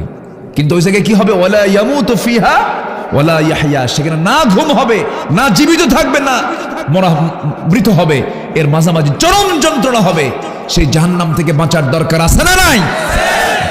বাদদালনাহুম জুলুদান, এবং চামড়াগুলোকে চেঞ্জ করে দেওয়া হবে। চামড়া পুড়ে পুড়ে কোনো সেন্স থাকবে না। আল্লাহ পাক আবার বলতেছেন যে এই চামড়াকে আমি আবার চেঞ্জ করে আবার চামড়া নতুন করে দেব, যে তোর যেন তোর শাস্তিটা জুত মতো হয়। নাউজুবিল্লাহ বলেন। সেই জাহান্নামকে আমরা পেতে চাই না। এবং জান্নাতে থাকবে ডাহুক ডাহুক চাহনিওয়ালা সুন্দরী হুর থাকবে। সে হুর নেবেন না আপনারা? কেউ কয় না। সবাই কি জান্নাতের হুর নেবেন না? দেন বুড়া চাচারও কিছু, হ্যাঁ ইনশাআল্লাহ, ওই যে আলহামদুলিল্লাহ আপনাকেও দেওয়া হবে। আপনি ওই জায়গায় বুড়ো থাকবেন না তো আপনি সেখানে 25 বছরের যুবক হয়ে যাবেন। সুবহানাল্লাহ বলেন। কিন্তু বুড়ির কাছে যেন হুরের বেশি গল্প করেন না। বুড়ির কাছে হুরের গল্প করলে কিন্তু রাতে ঘুম পাড়া মুশকিল। হয়তো রাতে শোয়ার সময় গল্প করতেছেন, শোনো জান্নাতে কিন্তু আমাদের হুর দেওয়া হবে, বলবে যে তুমি ওই দিক হয়ে ঘুমাও, আমার দিকে আসো না। কি কথা বলেন নাই? এটা মেয়েদের স্বভাব। মেয়েরা হুরের গল্প শুনলেও হিংসা করে। এটা মেয়েদের একটা নেচার। আল্লাহ তাআলা ওইভাবেই মেয়েদেরকে বানিয়েছেন। তবে দুনিয়ার নারী যত সুন্দর হবে, জান্নাতের হুর কি তার চেয়ে সুন্দর কম না বেশি হবে? কম না বেশি হবে? আবার মেয়েদের জন্য দুনিয়ার স্বামী যত সুন্দর হবে, জান্নাতের স্বামী তার চেয়ে বেশি সুন্দর না কম সুন্দর? বেশি সুন্দর হবে। জান্নাতের মধ্যে আল্লাহ তাআলা যে হুর দিবেন, সে হুরের সৌন্দর্য এত হবে, তাফসীর ইবনে কাসীর সহ অনেক তাফসীর এসেছে, জান্নাতি হুরের একটা নখ, কটা নখ? একটা নখ, সিম্পল একটা নখ। সিম্পল একটা নখকে যদি এক পাল্লায় দেওয়া হয়, গোটা দুনিয়ার সমস্ত নারীর সৌন্দর্য যদি এক পাল্লায় দেওয়া হয়, আল্লাহ তাআলা সেই জান্নাতি নারীর, জান্নাতি হুরের যে নখের সৌন্দর্য দিয়েছেন, ওই নখের সৌন্দর্যই বেশি ভারী হয়ে যাবে। সেই হুরকে সবাই নিতে চান নাকি? তাহলে গার্লস স্কুলের সামনে যায় এতিমের মতো বসে থাকা যাবে নাকি? হ্যাঁ। নিজের যৌবনকে কন্ট্রোল করতে হবে, নিজের চরিত্রকে সুন্দর করতে হবে। কিয়ামতের দিন আমলনামাগুলো কিন্তু গোনা হবে না। কিয়ামতের দিন আল্লাহ তাআলা আমলনামাগুলো গণনা করবেন না, ওজন করবেন। বলেন কি করবেন? ওজন করবেন। আল্লাহ তাআলা সেদিন আমলনামাগুলো ওজন করবেন। এই ওজনের পাল্লায় সেদিন সবচাইতে বেশি ভারী হবে সেই সমস্ত আমল। আল্লাহ তাআলা তার রাসূলকে জানিয়ে দিলেন, কিয়ামতের দিন হাশরের ময়দানে তাহাজ্জুদ নামাজ, জিকির আজকার যতটুকু না তার জন্য ওজন হয়ে যাবে, তার নেকের পাল্লা ভারীর জন্য সহায়ক হবে, তার চেয়ে বেশি সহায়ক হবে হলো হুসনে খুলক, সুন্দর চরিত্র। জোরে কোন সুবহানাল্লাহ। যার সুন্দর চরিত্র হবে, সেই সুন্দর চরিত্র ওজনটা ভারী হয়ে যাবে, সোজা জান্নাতে চলে যাবে। এই জন্য যুবক, এই দুনিয়ায় সবচেয়ে বড় ফিতনা যত আছে, এর মধ্যে সবচেয়ে বড় ফিতনা আজকে হচ্ছে নারীদের ফিতনা। আজকে মেয়েরা গায়ে কাপড় না উলঙ্গ, গায়ে কাপড় না উলঙ্গ, উলঙ্গ। এই জন্য মেয়েদের ফিতনা থেকে বাঁচার চেষ্টা করতে হবে। আল্লাহ তুমি সবাইকে বাঁচাও, জোরে বলি আমিন। আমি মেয়েদেরকে আবার গালমন্দ করছি না, মেয়েদের তো সম্মান অবশ্যই আছে, কিন্তু মেয়েদেরকে আজকে ঈমান ধ্বংস করার একটা হাতিয়ার হিসেবে ব্যবহার করছে আজকে ইহুদি খ্রিস্টানেরা। সেই মাদেরকে আমরা সেই হাতিয়ার বানাতে দেব না, জোরে বলি ইনশাআল্লাহ। মা বোনদেরকে আমরা পর্দায় রাখবো, জোরে বলি ইনশাআল্লাহ। মারা শিক্ষা দীক্ষা চাকরি ব্যবসা বাণিজ্য ডাক্তার ইঞ্জিনিয়ার সব হবে পর্দা ছাড়া না, পর্দা সহ, পর্দা সহ সব কিছু করবে তারা, কিন্তু পর্দা অবলম্বন করতে হবে। কারণ উনি যদি ডাক্তার না হন, আপনার পর্দাশীলা স্ত্রীর অপারেশন করবে কে? ঠিক কিনা বলেন? আপনার নারী যদি শিক্ষিত না হয়, তাহলে আপনার মেয়েকে পড়াবে কে? ঠিক কিনা? আপনার মেয়েকে পড়ার জন্য একজন মহিলা শিক্ষিতার দরকার আছে না নাই? আছে। শিক্ষা দীক্ষা মেয়েদের কোনো ক্রমে পিছিয়ে রাখা যাবে না, কিন্তু পর্দা ছাড়া না, পর্দা সহ, পর্দা সহ। আল্লাহ তুমি কবুল করো, জোরে বলি আমিন। সম্মানিত ভাইয়েরা, সম্মানিত বন্ধুগণ, মাটির নিচের মানুষগুলো শুধু আফসোস করতেছে, যদি একটা সেজদা বেশি দিয়ে আসতাম। ঠিক আছে না? এই আফসোস করতেছে না? যারা মাটির নিচে যারা মানুষগুলো, তারা একটা সেজদা দেওয়ার জন্য কত আফসোস করছে। আর মাটির উপরের মানুষগুলো সেজদা না দেওয়ার জন্য অজুহাত খুঁজতেছে। অজুহাত কি খুঁজতেছে? অজুহাত। কেন ভাই নামাজ পড়ো না? কে ভাই সময় পাই না। ডান হাত চেনা যায়, বাম হাত চেনা যায়, কিন্তু অজুহাত বোঝা যায় না। ঠিক কিনা বলেন? অতএব নামাজের ক্ষেত্রে কোনো অজুহাত খোঁজা যাবে? সবাই নামাজ পড়তে রাজি আছি তো? জোরে বলি ইনশাআল্লাহ। এখন কথায় আসে, নামাজ শুধু পড়লে হবে না, নামাজ কায়েমের দরকার আছে না নাই? কায়েমের দরকার আছে। নামাজ আদায় মুনাফিকও করে, মুমিনও করে, সবাই করে, কিন্তু নামাজ কায়েমের সংগ্রাম শুধু মুমিন করতে পারে, মুনাফিক করতে পারে না। আজকে সূরার নাম কি? মুনাফিক। আমার ভাইয়েরা, একটা প্রেক্ষাপটের কথা মনে হয়ে গেল, শেষের দিকে আমি একটু বলার চেষ্টা করছি, কান লাগাবেন। নামাজ পড়লেই শুধু যদি জান্নাত পাওয়া যেত, ইমানের সার্টিফিকেট যদি পাওয়া যেত, একটু কান লাগান, মনোযোগ দিয়ে শোনার চেষ্টা করুন। সূরা তাওবার একটা প্রেক্ষাপট। আমার নবীজি মদিনার যখন বাসিন্দা ছিলেন, মদিনায় 10 বছর তিনি যুদ্ধ করেছেন। 86টা, কয়টা বলেন? 86টা পরিচালনা করেছেন। 27টি যুদ্ধের তিনি সম্মুখ নেতা ছিলেন, সমর নেতা ছিলেন, সেনাপতি ছিলেন। আমার নবীজি যতগুলো অভিযান করেছেন, সবচেয়ে অভিযান পরিচালনার ভিতরে সবচেয়ে বড় অভিযান ছিল হলো তাবুক অভিযান। আমার নবীজি 30,000 সৈন্য জড়ো করলেন, 30,000 সাহাবীকে এক জায়গায় করলেন, বললেন, সাহাবীরা, মুতার তাবুকের অভিযান আমি বের হব, কে কে আছো? মুতার যুদ্ধে রোমানরা পরাজিত হওয়ার পর তারা প্রতিশোধ নেবার জন্য তাবুকের প্রান্তরে হাজির হয়ে গেল। আমার নবীজি লক্ষ লক্ষ রোমান সৈন্যদের বিরুদ্ধে মোকাবেলা করার জন্য 30,000 সৈন্য জড়ো করলেন। সমস্ত সৈন্যদেরকে সঙ্গে করে নিয়ে আমার নবীজি নিজেই রওনা করলেন তাবুকের প্রান্তরে। তাবুকে চলে গেলেন, কিন্তু যুদ্ধ লাগলো না, যুদ্ধ হলো না। বিনা যুদ্ধে আমার নবীজি আবার মদিনায় ফেরত চলে আসলেন। মদিনার মসজিদে বসে তিনি সময়গুলো পার করছিলেন। এমন সময় একজন সাহাবী আস্তে আস্তে করে আসলো, নবীর সামনে সালাম দিয়ে আস্তে করে বসে বলছে, ইয়া রাসূলুল্লাহ, আমি আপনার সঙ্গে একটু পার্সোনাল কথা বলতে চাই। কি কথা বলো? হুজুর, আমি কাব বিন মালিক আপনার কাছে মাফ চাইতে এসেছি। কেন মাফ চাইবা? কেন, কি হয়েছে তোমার? আমি কিন্তু যুদ্ধে যাই নাই, আমি কিন্তু তাবুকে যাই নাই। কেন যাও নাই? সোজা কবটে বলে দিলেন, ইয়া রাসূলুল্লাহ, যুদ্ধে যেতে পারতাম, কোনো সমস্যা ছিল না, কিন্তু সমস্যা একটাই, গড়িমসি করছে, অবহেলা করেছি। এই যে যাব হেলায় অবহেলায় আমি যুদ্ধে যাই নাই। রাসূল বলেন, তাই নাকি? হ্যাঁ। আর কে কে যাও নাই? এবার রাসূল লিস্ট শুনতেছেন, কে কে যাও নাই। হুজুর, আমার সঙ্গে হেলাল বিন উমাইয়া যায় নাই। আর কে যায় নাই? মুরারা বিন রাবিয়া যায় নাই। কয়জন হলো? বলেন, কয়জন হলো? এই 3 জন যায় নাই হুজুর। আমার নবীজি শুনলেন, কিন্তু নবীজির চেহারা ফ্যাকাশে হয়ে গেল, নবীজির চেহারায় কোনো হাসির ভাব নাই।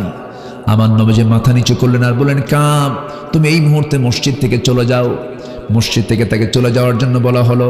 তৎক্ষণাৎ আমার নবীজি সিদ্ধান্ত নিয়ে বলেন, সাহাবীরা শোনো, কাব বিন মালিক, হেলাল বিন উমাইয়া, মুরারা বিন রাবিয়া, এই 3 জন তারা যুদ্ধে যায় নাই। 30,000 সৈন্যের মাঝে 3 জন না গেলেও কি খুব একটা বড় ক্ষতি নাকি? বাহ্যত দৃষ্টিতে 30,000 সৈন্যের মাঝে 3 জন যায় নাই। রাসূল তো এটাকে মাথায় নাও নিতে পারতেন, কিন্তু আমার নবীজি এবার কি করলেন শোনো সাহাবীরা, এই তিনজনের তালিকায় মসজিদের লিস্ট করে দাও, নোটিশ জারি করে দাও। এই তিনজন হেলাল, মুরারা এবং কাবের সঙ্গে যেন আমার কোনো সাহাবী সালাম কালাম না করে, কথাবার্তা না বলে, লেনদেন না করে, সমস্ত কিছু আজকের থেকে বন্ধ। তিনজনের বিরুদ্ধে যখন নবীজি এরকম নোটিশ জারি করে দিলেন, কাব এই তিনজনের কানে এই সংবাদটা চলে গেল। তিনজন কাঁদতে কাঁদতে তারা গোটা দুনিয়া তাদের কাছে ছোট হয়ে গেল। কাব বিন মালিক এবার তিনি কাঁদতে কাঁদতে সোজা বাড়ির দিকে রওনা দিয়েছেন। দরজার দিকে গিয়ে নক করলেন, দরজায় ডেকে বলছেন, স্ত্রী দরজা খোলো। স্ত্রী ভিতর থেকে বলছেন, স্বামী গো দরজা খুলতে পারি, শর্ত হলো দরজা খুলবো আমি এই দিক দিয়া, পিছনের দরজা দিয়ে কিন্তু আমি বাড়ি থেকে বের হয়ে যাব, কারণ রাসূল বয়কট করেছেন, আমিও তোমাকে বয়কট করলাম। আল্লাহু আকবার বলবেন না? কাব বিন মালিকের কান্না দেখে কি, কাব বিন মালিক রাদিয়াল্লাহু তাআলা আনহু সেই জায়গা থেকে ইউটার্ন করে পৃষ্ঠ প্রদর্শন করে ঘুরে তিনি বাড়ি থেকে বের হয়ে আসলেন, বারান্দা থেকে বের হয়ে আসলেন। সামনের দিকে তাকায় দেখেন ফুটন্ত তিনটা গোলাপ। তার নিজের ছেলে তিনটা, 7 বছর, 9 বছর, 11 বছরের ছোট্ট ছোট্ট বাচ্চাগুলো তিনি আস্তে আস্তে করে ডাক দিয়েছেন, আমার সন্তানরা এইদিকে আসো, ও সন্তানগুলো তোমাদেরকে একটু আদর করে চুমু দেই। তিনটা সন্তান বলছেন, না না বাবা, আমরা তোমার সঙ্গে কথাও বলবো না, দেখাও করবো না। কেন? তুমি নাকি যুদ্ধে যাও নাই। সন্তানগুলোর কথা শুনে ক্ষতবিক্ষত হৃদয় হয়ে গেল। বউটাও তাকে কোনো সুযোগ দিচ্ছে না। নবীজি তাদের বিরুদ্ধে বয়কটের ডাক দিয়েছেন। কাব বিন মালিকের নামাজের কোনো অভাব ছিল নাকি? আসতে কোন কেন? দান সদকার কোনো অভাব ছিল নাকি? নবীর প্রতি মুহাব্বতের কোনো অভাব ছিল নাকি? কিন্তু মাত্র একটাই দোষ ছিল, সেটা হলো আমার নবীজির কাছে যেটা দোষ হয়েছে সেটা হলো ইকামতে দিনের কাজে সে কেন গাফলতি করলো, দিন কায়েমের সংগ্রামে সে কেন অবহেলা করলো। 30,000 সৈন্য আমার একসঙ্গে রওনা দিলাম, কেন তারা গরিমাসি করে এই জায়গায় গেল না? রাসূল তাদেরকে মাফ করলেন না। হেলাল বিন উমাইয়ার বয়স 69 বছর। কত বছর বলেন? আমার নবীর চাইতে বয়সে ছোট না বড়? 69 বছরের কি যুবক বলে না বুড়া মানুষ বলে? রাসূল তো তাকে মাযুর বলতে পারতেন, কিন্তু তাকেও তিনি মাফ করলেন না। কেন হেলাল বিন উমাইয়া আমার কাছে অনুমতি চাইল না? কেন সে যুদ্ধে গেল না? আমার নবীজি হেলাল বিন উমাইয়ার বিরুদ্ধেও তিনি নোটিশ জারি করলেন। এই কথা যখন তার কানে চলে গেছে, দড়িটা হাতের মধ্যে নিয়া, নিজের হাতে দড়ি নিয়া মদিনার মসজিদের সামনে, খুঁটির সামনে শক্ত দড়িটা দিয়া, দড়িটা খুঁটির সঙ্গে বেঁধে দিয়া, দড়ি দিয়া নিজের 2 হাত নিজে শক্ত করে বেঁধে বলছে, হেলাল রে, তোর মতো বড় আসামি এই জমিন আর নাই। নবীজি আমার বিরুদ্ধে বয়কটের ডাক দিয়েছেন, নবীজি আমার বিরুদ্ধে বয়কটের সিদ্ধান্ত নিয়েছেন, তোর চাইতে পাপী গোলাম এই দুনিয়াতে আর নাই। শক্ত করে নিজের হাতটা দড়ি দিয়ে বেঁধে ফেললেন। এরকম করে দীর্ঘ সময় চলে গেল। সাহাবীরা হেলাল বিন উমাইয়ার সামনে দিয়ে চলে যায়। হেলাল বিন উমাইয়া সালাম দেন, কিন্তু সাহাবীরা সালামের জবাব দেন না। আমার ভাইয়েরা, খান খান হয়ে যাচ্ছে হেলাল বিন উমাইয়ার হৃদয়। চোখের পানি ফেলতে ফেলতে চোখের পানি শুকে গেছে। 50 দিন পার হয়ে গেছে। তাফসীর এসেছে হেলাল বিন উমাইয়ার 2টা হাত ঘা হয়ে গেছে, পুঁজ রক্ত, চতুর্দিকে তার হাতগুলো থকে থকে হয়ে গেছে, তার হাতগুলো পচে যাওয়ার মতো হয়ে গেছে। খাওয়া দাওয়া বন্ধ, ঘুম বন্ধ, বিশ্রাম বন্ধ, সবকিছু বন্ধ হয়ে গেছে। মুরারা বিন রাবিয়া রাদিয়াল্লাহু তাআলা আনহু তিনি পাহাড়ি গুহার মধ্যে কাঁদতে কাঁদতে বেকারার হয়ে গেছেন। 50টা দিন যখন পার হয়ে গেল, বয়কট আমার নবীজি অব্যাহত রেখে দিয়েছেন। আমার নবীজি তাদেরকে মাফ করছেন না। 50 দিন যখন পার হয়ে গেল, আল্লাহর কাছে আল্লাহর পক্ষ থেকে জিবরিল আমিন এসে বলছেন, ইয়া রাসূলুল্লাহ, আপনি যে 3 জনের বিরুদ্ধে বয়কটের ডাক দিয়েছেন, আল্লাহ তাদের তওবা কবুল করে নিয়েছেন। ওয়া আলা সালাসাতিল্লাযীনা খুল্লিফু, হে রাসূল, 3 জন যারা যুদ্ধে যায় না, যারা পিছনে পড়েছিল, যারা যুদ্ধে যেতে পারে না, যুদ্ধে যায় নাই, আল্লাহ তাদের তওবাকে আল্লাহ তাআলা মঞ্জুর করে নিয়েছেন। নবীজির আনন্দ দেখে কে? আমার নবীজি বলছেন, ওমর, তাড়াতাড়ি চলে যাও, কাবের বাড়িতে গিয়ে সংবাদ দিয়ে দাও, কাব যেন আমার সঙ্গে দেখা করে। কাব বিন মালিকের দরজার সামনে ওমরে ফারুক রাদিয়াল্লাহু তাআলা বলছেন, কাব বিন মালিক দরজা খোলো, ভিতর থেকে জবাব আসতেছে, কাব বিন মালিকের কোনো সংবাদ এই বাড়িতে পাবেন না, কারণ কাব বিন মালিককে রাসূল বয়কট করেছেন, আমরাও বয়কট করছি। আল্লাহু আকবার বলেন। এটার নাম ইসলাম, এটার নাম ইসলাম। নামাজ শুধু পড়লে হবে না, নামাজ কায়েমের সংগ্রাম করার দরকার আছে না নাই? যারা নামাজ কায়েমের সংগ্রামে বিশ্বাসী না, তারা হচ্ছে টাটকা মুনাফিক। নামাজ আদায়ে সুদ, ঘুষ, জেনা, ব্যভিচার, চুরি, বাটপারি বন্ধ হবে না।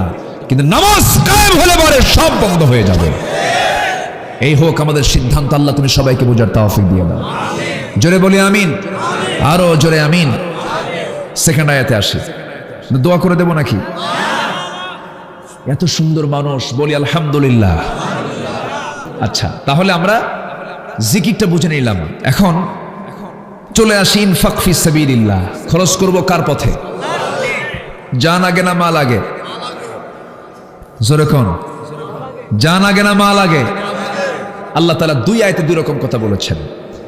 আল্লাহ তাআলা এক আয়াতে কি বলছেন? ইন্নাল্লাহা আশতারা মিনাল মুমিনিনা আনফুসাহুম ওয়া আমওয়ালাহুম বিআন্না লাহুমুল জান্নাহ। এখানে জীবনের কথা আগে বলেছেন, এরপরে মালের কথা বলেছেন।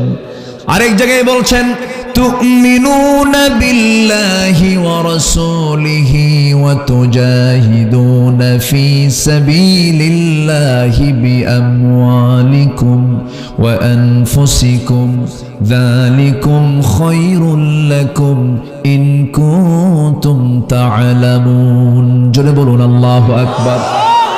আল্লাহ তাআলা মুমিনের জান এবং মালকে জান্নাতের বিনিময়ে কিনে নিয়েছেন।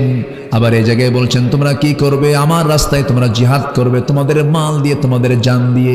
মালের মহব্বত যার কমে যাবে তার জীবন দিতে কোনো মায়া থাকবে না। আল্লাহ তাআলা দুই দিকেই কথা বলেছেন। আল্লাহ বলছেন ও বান্দা তুমি খরচ করবে আমার পথে। কোন সময়? ওয়া আনফিকু মিম্মা রাযাকনাকুম মিন ক্বাবলি আন ইয়াতিয়া আহাদাকুমুল মাউত ফায়াকুল রাব্বি লাউলা আখখারতানি ইলা আজালিন করিব ফাআসাদদাক ওয়া আকুম মিনাস সালিহিন। জোরে বলুন আল্লাহু আকবার। তোমরা তোমাদের আমি যে রিজিক দিয়েছি, যে জীবিকা দিয়েছি, সেই জীবিকা থেকে কিছু অংশ তোমরা খরচ করবে। কোন সময়? মৃত্যু আসার পরে না আগে? মৃত্যু আসার আগে না পরে? আগেই তোমরা দানটা করবে, কারণ মৃত্যুর পরে আফসোস করে কোনো লাভ হবে না। সেই দিন কিছু লোক আফসোস করে বলবে লাউলা আখখারতানি, হে আমার রব, যদি আমরা আমাদের মৃত্যুর পূর্বেই যদি কিছু জিনিস যদি পাঠাতে পারতাম, অথবা দুনিয়াতে যদি আবার পাঠাতে, আমরা দান করতাম বেশি বেশি এবং সালেহদের আমরা অন্তর্ভুক্ত হয়ে যেতাম। কিন্তু আফসোস করে তো কোনো লাভ হবে না। আফসোস করে শুধু আফসোসে থেকে যাবে। এই জন্য আমরা মৃত্যুর পূর্বেই সমস্ত কিছুর প্রস্তুতি নিয়ে ফেলবো। আজকে দান করব, এমন অ্যাকাউন্টে জমা দেব, মৃত্যুর পর সেই অ্যাকাউন্ট আমার চালু হয়ে যাবে। ওই অ্যাকাউন্ট খুলবো, আল্লাহর জান্নাতে চলে যাব। জোরে বলি সুবহানাল্লাহ। আমার ভাইয়েরা, আল্লাহ তাআলা কোরআনে কারীমের ভিতরে মানুষের যে আকাঙ্ক্ষা, মানুষের যে আফসোস করবে, সেই দিন আফসোস কোন কোন জায়গায় করবে মরার পর, আল্লাহ তাআলা সেই চিত্রগুলো তুলে ধরেছেন। নয়টা জায়গায় আল্লাহ তাআলা আফসোসের কথা বলেছেন। বান্দা সেদিন আফসোস করবে মরে যাওয়ার পরে কিয়ামতের দিন। এক জায়গায় আল্লাহ তাআলা বলছেন সূরা নাবার শেষ আয়াতের দিকে আল্লাহ তাআলা বলছেন সেদিন বান্দাগুলো যখন দেখবে সে জাহান্নামের দিকে যাবে, সেদিন সে কি বলবে? ইয়াকুলু ইয়া লাইতানি কুনতু তুরাবা। আয় আল্লাহ তাআলা, আজকে আমি যদি মাটি হয়ে যেতাম। আফসোস করবে আর বলবে মাটি হয়ে গেলে তো কোনো বিচার হতো না। কিন্তু মাটি হওয়ার কোনো সুযোগ আছে নাকি?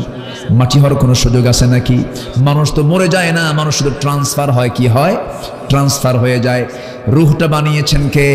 রুহের কোনো মরণ ইল্লিনে চলে যায় অথবা সিজ্জিনে চলে যায়। আমার ভাইয়েরা, আল্লাহ তাআলা 9টা জায়গায় আফসোসের কথা বলেছেন। একটা বললাম, আরেকটা জায়গায় বান্দা আফসোস করে বলবে। কি বলবে? ইয়াকুলু ইয়া লাইতানি কদ্দামতু লি হায়াতি। আয় আল্লাহ তাআলা, পরকালের জন্য যদি আজকে দুনিয়াতে যদি কিছু পাঠাতে পারতাম কত না ভালো হতো। আফসোস করে কোনো লাভ হবে না। নাম্বার 3 হলো সেই দিন ওই বান্দা কি বলবে? হায়, আমাকে যদি আমার আমলনামা না দেওয়া হতো। আমলনামা যখন তার কাছে চলে আসবে তখন সে আফসোস করবে, আমার কাছে যে আমলনামা যদি না আসতো তাহলে না কত ভালো হতো। কিন্তু আমলনামায় সে দেখে আফসোস করবে, কেন তার আমলনামায় খারাপ কাজ বেশি না ভালো কাজ বেশি? খারাপ কাজটা বেশি। সেদিন সে কি বলবে? ওয়া আম্মা মান উতিয়া কিতাবাহু বিশিমালিহি, যখন তার আমলনামাটা বাম হাতে সে দেখতে পাবে সেদিন সে বলবে ফায়াকুলু ইয়া লাইতানি লাম উতা কিতাবিয়া, সেদিন বলবে আল্লাহ এই আমলনামা যদি আমার হাতে না থাকতো কতই না ভালো হতো। আফসোস করবে, কিন্তু আফসোস করে কোনো লাভ হবে নাকি? বরং আল্লাহ বলছেন বান্দা আজকে বিচার করার জন্য কাউকে লাগবে না, তুই নিজেই যথেষ্ট। ইকরা কিতাবাকা কাফা বিনাফসিকাল ইয়াউমা আলাইকা হাসিবা, বান্দা তুই তোর আমলনামা নিজেই দেখ, তুই নিজেই পাঠ কর। এই যে লাইফ মেমোরি দিয়ে দিলাম, কি মেমোরি? লাইফ মেমোরি দিয়ে দিলাম। 70 বছরের যত কাজ তুই করেছিস ছোট্ট চিপের মধ্যে লাইফ মেমোরি দিয়ে দিলাম। এখন ওয়ান কর, ল্যাপটপ দিয়ে দিলাম, কোন যৌবনে, কোন ক্ষমতায়, কোন দাপটে, কোন চেহারা দিয়ে কি কাজ করেছিস সমস্ত কিছু তুই দেখ, তুই নিজেই বিচার কর। আজকের বিচারের জন্য কেউ যথেষ্ট নয়, বান্দা তুই নিজেই যথেষ্ট। আমার বন্ধুগণ, আমি তো মনে করি এই পৃথিবীতে আজকে সবচেয়ে বড় পাপ চলতেছে মোবাইল দিয়া। আসতে জোরে বলেন ঠিক কিনা? বউ চলে গেলে সমস্যা নাই, কিন্তু মোবাইল হারলে সমস্যা। সেদিন কোন এক যুবক বলতেছে, হুজুর আমার মোবাইলটা হেরে গিয়ে আমি বিধবা হয়ে গেছি। কি হয়ে গেছে? বিধবা হয়ে গেছে। এই হচ্ছে অবস্থা। মোবাইল মারাত্মক ক্ষতিকর। হ্যাঁ, কেউ কিছু কইল নাকি? শেষ করে দেই? তাও কিছু কয় না। একজন কোন শেষ করেন, তাহলেই তো হয়ে যায়। বলি আলহামদুলিল্লাহ। তাহলে বান্দা আফসোস করবে মরার পরে, কিন্তু আফসোস করে কি লাভ আছে? আফসোস করা দরকার না দুনিয়াতে কাজ করা দরকার? অতএব ওই দিন কিছু কিছু বান্দা যে আফসোস করবে, সে আফসোসের চিত্র আল্লাহ তুলে ধরে বলছেন, বান্দা এই আফসোসের জায়গায় তুই যাইস না, আগে তুই কাজগুলো করে যা। কদ্দামতু লি হায়াতি। সম্মানিত ভাইয়েরা, সেদিন আরো কিছু বান্দা আফসোস করবে, আমি যদি ওকে বন্ধুরূপে গ্রহণ না করতাম। কোন কোন বন্ধু যেগুলো বেনামাজি, আছে না? সুদখোর, মদখোর, শরাবখোর, হ্যাঁ, আছে না নাই? আছে না নাই? মান তাশাব্বাহা বিকওমিন ফাহুয়া মিনহুম, যে যে কওম কোন স্মরণ করবে তার সঙ্গে তার হাসর নাসর হবে। আপনি চোরের সঙ্গে থাকবেন, চোরের সঙ্গে হাসর নাসর হবে। ডাকাতের সঙ্গে থাকবেন, ডাকাতের সঙ্গে হাসর নাসর হবে। আলেমের সঙ্গে থাকবেন, আলেমের সঙ্গে হাসর নাসর হবে। আজকে আলেমদেরকে সম্মান না দিয়া তাদেরকে 4 শিকের দেওয়ালের বন্দিত্বে রেখেছেন। বিচার হবে কিয়ামতের দিন, ঠিক কি না? বিচার হবে। হামজা, আমির হামজা এই দেশের ওয়াজ আলোচনা জগতের এক উজ্জ্বল নক্ষত্র, যার প্রতিটি কথার মধ্যে একটা মেসেজ থাকে। আলহামদুলিল্লাহ বলেন। ভালো। আমার যদিও ছোট, আমার স্নেহধন্য হলো আমি তার এলেমকে সম্মান করি। তার যোগ্যতা আল্লাহ তাআলা দিয়েছেন। সে একটা আলোচনার ভিতর থেকে একটা পয়েন্ট বের করে নিয়ে আসতে পারে। আল্লাহ তুমি তাকে আমাদের মাঝে ফিরানো। ছোট্ট ছোট্ট বাচ্চা, আমি কুষ্টিয়া গেছিলাম দেখার জন্য, তার বাড়িতে গেছি, তাকে দেখতে গেছি। তাকে তো দেখি নাই, তার সন্তানদেরকে দেখতে গেছি, তার রক্তকে দেখতে গেছি। বাচ্চা দুটো, ছোট্ট বাচ্চা, কোলে এসে বসলো, বাম পাশে ছোট্ট একটা মেয়ে। তাকাচ্ছি আর ভাবতেছি এই বাচ্চাগুলোর স্নেহ, মায়া, ভালোবাসা থেকে যে পিতাকে যারা দূরে রেখে মাহরুম করছে, অবশ্যই এটার জন্য জবাব দিতে হবে আল্লাহর কাছে। সম্মানিত ভাই, আল্লাহ তুমি সবাইকে বোঝার তৌফিক দিয়ে দাও। জোরে বলে আমিন, আরো জোরে আমিন। সম্মানিত ভাইয়েরা, রাত তো অনেক হয়ে গেছে, আমি আর আলোচনা বাড়াবো না। যতটুকু হয়েছে আমরা বলে ফেলি আলহামদুলিল্লাহ। আরো জোরে বলি আলহামদুলিল্লাহ। সেদিন বলবে আফসোস করে, ইয়া লাইতানি ইয়া ওয়াইলাতা লাইতানি লাম আত্তাখিয ফুলানান খলিলা। সেদিন কি বলবে? আমি যদি সেদিন অমুককে যদি বন্ধু না বানাতাম, তাহলে তো আজকে আমার এরকম অবস্থা হতো না। আমি অমুককে কেন নেতা বানালাম? আফসোস করে লাভ হবে? লাভ হবে? হবে না। আসুন আফসোস না করার আগেই আমরা নিজেই নিজের জীবনকে সুন্দর করে ঢেলে সাজাই। আল্লাহ তুমি সবাইকে কবুল করে নাও। এই আশাবাদ কামনা করে আমি আমার কথার না বাড়িয়ে যতটুকু হয়েছে বলি আলহামদুলিল্লাহ। জোরে বলি আলহামদুলিল্লাহ। অনেক মা বোনরা কি আসছে মাহফিলে? হ্যাঁ, মায়েরা আসছে মাহফিলে? কি কয়? বলি আলহামদুলিল্লাহ। মাদের জন্য তো কিছু মেসেজ দেওয়া দরকার আছে না? বেশি করে যেন তারা মার্কেটে যায়। না বলুন কেন? এটাই তো। হ্যাঁ, আচ্ছা পুরুষ আজকে বেশি বাইরে না মহিলা বেশি বাইরে? বাইরে পুরুষ বেশি না মহিলা বেশি? তাহলে মহিলা বাইরে বেশি, আমরা ভিতরে। খুব ভালো তো, লক্ষণ খুব ভালো না? আচ্ছা ট্রাকের চাকা টিউব বাইরে থাকে না টায়ার বাইরে থাকে? টায়ার। টিউব ভিতরে থাকে। টিউবের দাম বেশি না টায়ারের দাম বেশি? টিউব ছাড়া টায়ার চলবে? কোনোটা ছাড়া কোনোটা চলে বলেন?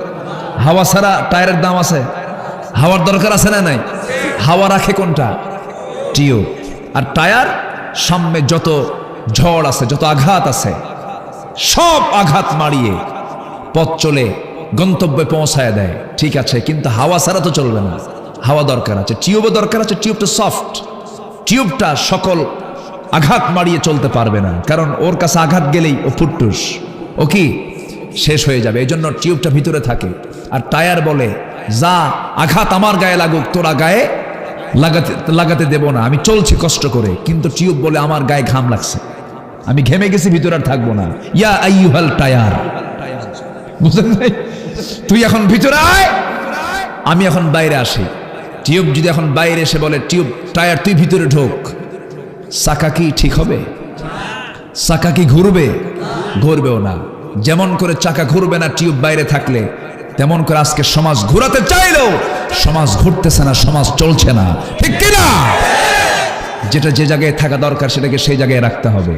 আল্লাহ তুমি জাতিকে বোঝার তৌফিক দিয়ে দাও। মার্কেটে ঢং ঢং করে চলে যায় এমন মহিলার সংখ্যা আজকে কম না বেশি? স্বামীকে ধমক মেয়েরা চিৎ করে থুয়ে দেয়। স্বামীকে বলে তুমি কি বুঝো মার্কেট? বুঝো? এই থ্রি পিসটা নিয়ে আসছো 800 টাকার থ্রি পিস, তুমি 1600 টাকা দিয়ে আসছো, তুমি তো সংসার শেষ করে ফেলবা। এক ধমক দিয়ে শেষ।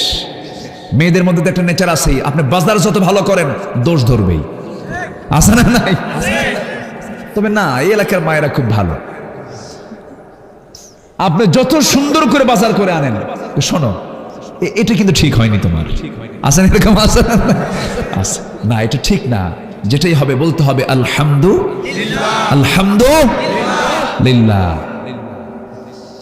মার্কেটে ঢং ঢং করে চলে যায় একাকি, এত সুন্দর করে সাজে, স্বামীর সামনে সাজা না, কিন্তু এরকম মহিলা আছে না? স্বামীর সামনে সেনা শাড়ি, সাজগোজ নাই, কিচ্ছু নাই, কিন্তু মার্কেটে যাওয়ার সময় কোনো অভাব নাই, মাথা থেকে পা পর্যন্ত আপ টু বটম সাজগোজ করে দোকানদারের সামনে গিয়া, বাড়িতে শুদ্ধ ভাষায় কথাও বলে না, এবার দোকানদারের সামনে গিয়ে সুন্দর করে বসে দোকানদারকে লক্ষ্য করে বলে, ভাইয়া একটা শাড়ি দেখানো যাবে কি? এত সুন্দর মাখরাজ সিফাত, বুঝলেন? সব হক ওই জায়গায় আদায় করতেছে। দোকানদার তো সুন্দর কণ্ঠের এই মূর্ছনায়, সুন্দর কণ্ঠ শুনে সে তো সিধ হয়ে পড়ে গেছে। শাড়ি একখান বের করে নিজের গায়ে লটকা দিয়ে বলে, আপা এই শাড়ি কিন্তু আপনাকে দারুণ মানাবে। ওটা আরেক বদমাইশ, আছে না নাই? আচ্ছা, হয়তো কোনো দোকানদার তার সামনে কোনো মহিলা কাস্টমার নিয়ে বসে আছে, আপনি হয়তো গেছেন দাড়িওয়ালা হুজুর, ভাই জুব্বার কি কাপড় একখান দেখান যাবে? টাইম নাই, আছে না নাই? আছে। আপনি দোকানদারি করতেছেন, আপনার দোকানদারি হারাম করবেন কেন? আপনি তাকাবেন কেন? আপনি ওই নজরে তাকাবেন কেন? আপনাকে শালীন হতে হবে। ইয়াগুদ্দু মিন আবসারিহিম, চক্ষু নিম্নগামী করার হুকুম কে দিয়েছেন? আসতে বলবেন না, কে দিয়েছেন? জুলাইখা বলে, ইউসুফ তোমার যৌবন এত, তোমার বয়স এত অল্প, তোমার মধ্যে কি যৌবন নাই? তুমি কি আমার দিকে তাকাতে পারো না? আমার সৌন্দর্যের কোন দিকটার অভাব আছে? ইউসুফ আমার দিকে তাকাও। ইউসুফ বলছেন, মাআদাল্লাহ, আমি আশ্রয় চাই কার কাছে? আসতে বলবেন না, কার কাছে? তোমার সৌন্দর্যে আমি পাগল নই, আমি আল্লাহর সৌন্দর্যে পাগল। কার সৌন্দর্যে? আল্লাহর সৌন্দর্যে পাগল। ইউসুফ আলাইহিস সালাতু ওয়াস সালাম তার সামনে এরকম করে সুন্দরী নেচেছে। এখন মেয়েরা সুন্দর করে নাচে না? সুন্দর করে সেজে গুজে তার সামনে দাঁড়িয়েছেন, কিন্তু তিনি ইউসুফ আলাইহিস সালাতু ওয়াস সালাম ভয় পেয়েছেন কাকে? আজকের সমস্ত মানুষদের জন্য ইউসুফের চরিত্র আনতে হবে। যত সুন্দর করে সাজুক না কেন, আমাকে খুঁজে বের করতে হবে জান্নাতের হুরকে। এই নারীর দিকে তাকানো যাবে না। বিয়ে শাদী করে নিয়ে বউকে নিয়ে ঘুরবেন, চলে যাবেন সফরে, বাস আপনার ঈমান ঠিক থাকবে। বউকে পাশে নিয়ে ঘুরবেন, দেখবেন যে কোনো ওয়াসওয়াসা আপনাকে তাড়া করতে পারবে না। বউ হচ্ছে ঈমানের পাহারাদার। বউ কিসের পাহারাদার? ইমানের পাহারাদার। বউকে সাথে নিয়ে ঘুরবেন, দেখবেন যে কোনো মহিলার দিকে আপনার নজরও যাবে না, কারণ দারোগা তো পাশে আছে। কথা বুঝেন নাই? আপনি তাকাবেন, হয়তো তাকাইছেন, হয়তো হঠাৎ করে 30 সেকেন্ড হঠাৎ করে নজর চলে গেছে। সন্ধ্যার পর সারাদিন কিছু বলবে না, হয়তো বাড়িতে ঢুকিয়ে বলতেছেন, সুইটের আম্মা এদিকে আস, থাও তোমার সুইটের আম্মা ছায়া থাক আরেক দিকে। কি কথা কি বুঝতেছেন? এই জন্য বউকে সাথে নিয়ে ঘুরেছেন মুহাম্মদ সাল্লাল্লাহু। রাসূল হজে গেছেন বউকে নিয়ে, জিহাদে গেছেন বউকে নিয়ে। এই সমস্ত বিষয়গুলো আমরা ফলো করার চেষ্টা করবো। আল্লাহ তুমি কবুল করো। আল্লাহ তুমি আমার এলাকার মা বোনদেরকে কবুল করো। এই এলাকার মা বোনদেরকে দিন বোঝার তৌফিক দিয়ে দাও, পর্দায় থাকার তৌফিক দিয়ে দাও। বোরকাওয়ালি হওয়া যাবে না, পর্দাশীলা হতে হবে। বোরকাওয়ালি হয়ে লাভ নাই, পর্দাশীলা কি হতে হবে? বোরকা পরলে বোরকাওয়ালি হওয়া যায়, কিন্তু পর্দাশীলা হওয়া যায় না। দাড়ি রাখলে দাড়িওয়ালা হওয়া যায়, কিন্তু আসল সুন্নতওয়ালা হওয়া যায় না। নামাজ পড়লে নামাজি হওয়া যায়, নামাজ কায়েমের সংগ্রাম না করলে আসল নামাজি হওয়া যায়। আল্লাহ তুমি সবাইকে বোঝার তৌফিক দাও।